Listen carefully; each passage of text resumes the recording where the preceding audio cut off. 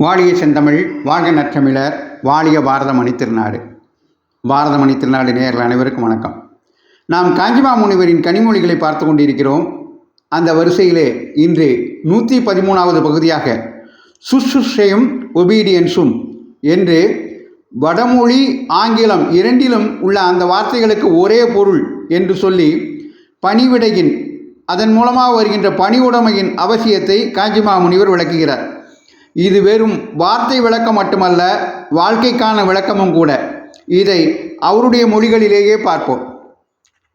இங்கேயும் லோக ஜனங்களின் ஜெகமத்தியத்தை, ஒரே போன்ற சிந்தனையை, அதாவது உலகம் முழுவதும் ஒரே சிந்தனையை காட்டுவதாக ஒன்று பார்க்கிறோம். அது என்னவென்றால், ஒபே என்ற வார்த்தையிலிருந்து ஒபீடியன்ஸ் வந்திருப்பதாக எவரும் புரிந்து கொள்ள முடியும். லாட்டினிலிருந்து, அதாவது லத்தீன் மொழியிலிருந்து வந்த அந்த ஒபீடியன்ஸ் என்ற வார்த்தைக்கு கவனமாக கேட்டுக்கொள்வது என்றே மூலத்தில் அர்த்தம் என்று சொல்கிறார்கள். சுஷ்ரூஷை என்று ஒன்று நாம் சொல்கிறோம் வடமொழியில், சம்ஸ்கிருதத்தில். குரு சுஷ்ரூஷையே சிஷ்யனுக்கு தலையாய கடமையாக சொல்கிறோம். அதற்கும் நேர் அர்த்தம் கேட்டுக்கொள்கிறது என்பதுதான்.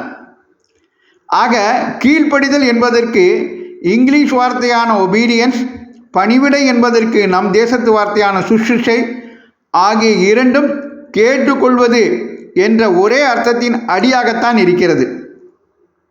கீழ்ப்படிவதும் பணிவிடையும் ஒன்றை ஒன்று இட்டு நிரப்பிக் கொள்கிற விஷயங்கள். இரண்டிற்கும் இரண்டு வேறே பாஷைகளில் ஒரே அர்த்தம். ஏன் அப்படி இருக்கணும் என்றால், கேட்டுக்கொள்வது என்றால் என்ன கேட்டுக்கொள்கிறோமோ அந்தபடியே செய்ய வேண்டும் என்பதுதான் உள்ளர்த்தம். சொன்னதை கேளு, சொன்னபடியே கேட்கறதில்ல என்றெல்லாம் சொல்லும்போது அதுதானே அர்த்தம். ஹியர், கேட்பது. ஹியருக்கும் அந்த அர்த்தம் உண்டு. பெரியவர்கள் சொன்னபடி நடப்பது தான் நிஜமான சுஷ்ரூஷையும் ஒபீடியன்ஸும்.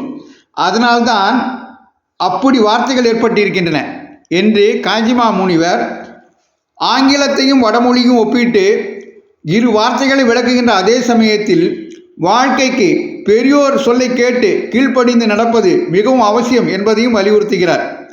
காஞ்சிமா முனிவரின் கனிமொழிகளை தொடர்ந்து கேட்க பாரத மணித்திருநாடு சேனலை தொடருங்கள் என்று உங்களை கேட்டுக்கொண்டு விடைபெறுகிறேன்.